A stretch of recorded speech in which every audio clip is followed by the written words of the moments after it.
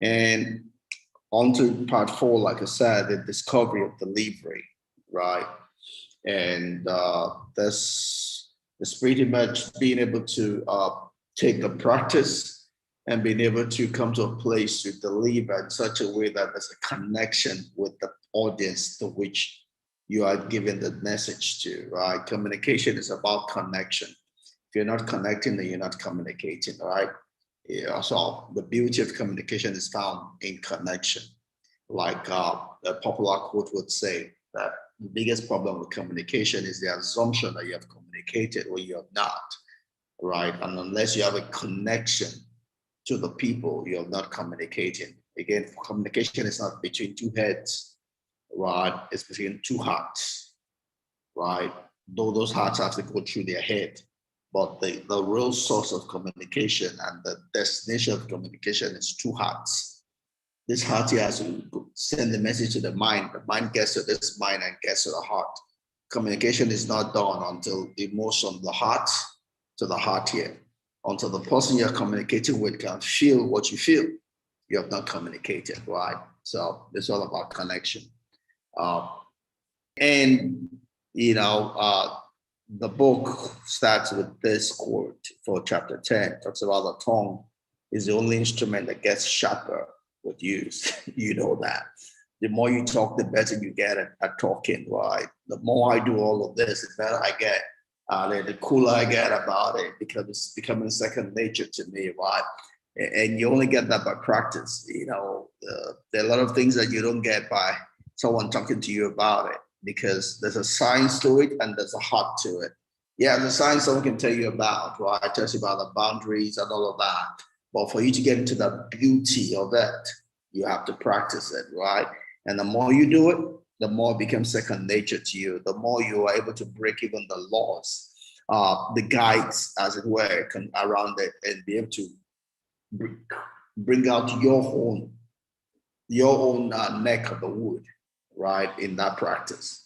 And so really, really head on Washington Ivan said, the tongue gets sharper the more you use it.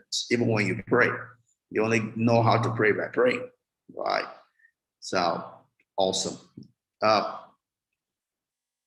So one key, the first sentence, the ETDJ catches here, that chapter is talking about for that great communicators reach the legacy of the past with the dreams of a better future, right?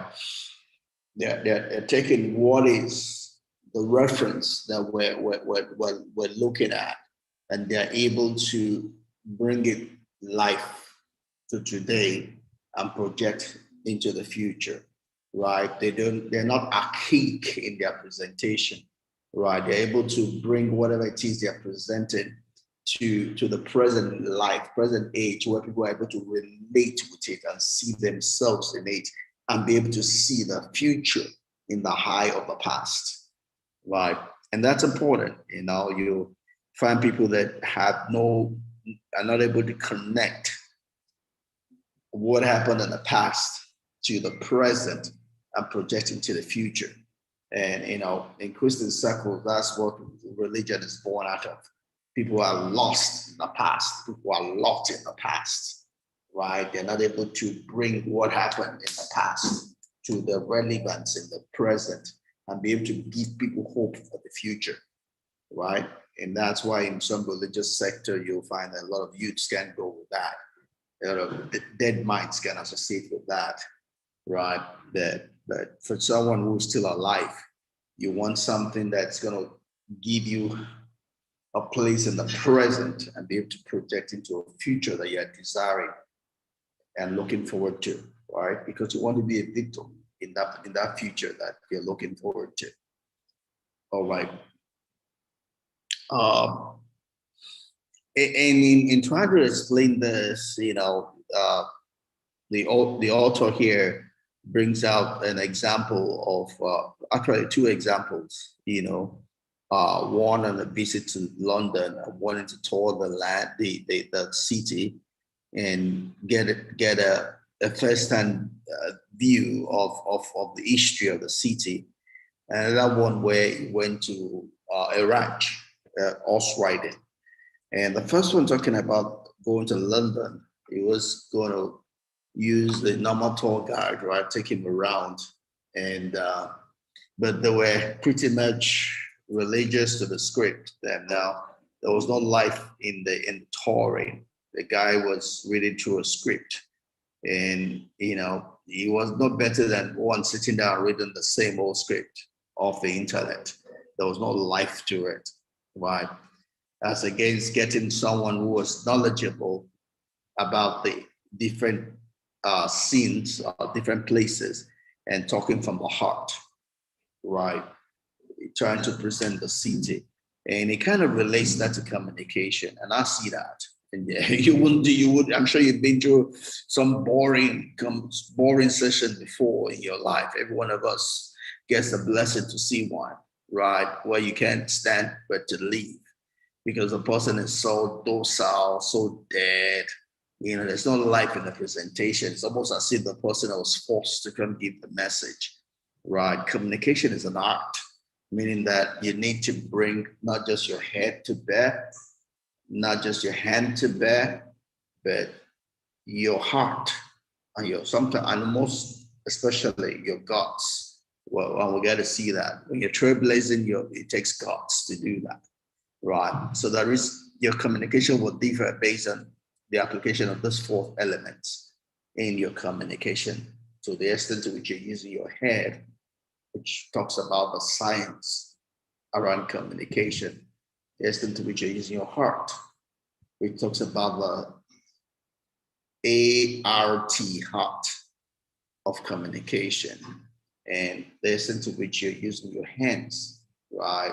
You're doing the research that's required to have the latitude and depth for what you're communicating, and the extent to which you use your guts, which talks about the things, either two boundaries that you want to break, all in a bid to take people to the land, to the promised land that they need to get to. Depending to the extent to which you apply these four things will determine, how your message is received, how you're able to connect with the people that you're communicating with, right? So, and you get to know this if your heart is given to greatness and you're given to improvement. These are things that come natural the more you do it, right? You begin to learn the boundaries, the ones you can break, the ones you can't break, and how to attune your message to different audience that might be before you, right? And that's important. And it was just pretty much using that to compare two types of supposed tour guides he met in London. The docent who knows, who's an expert and is able to flow in the presentation to adapt to the specific audience, and one what they call it a dialectician who just master of all. I mean, he knows everything, but he's no master of any.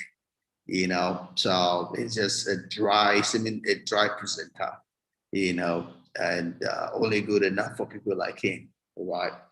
But for someone who's vibrant and wants to break boundaries, such will not be able to meet the needs of such.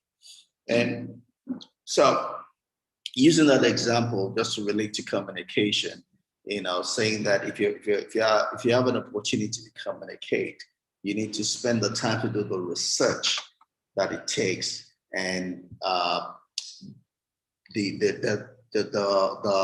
lining, the presentation, the arrangement of your talk in such a way that you're able to capture the heart of the people.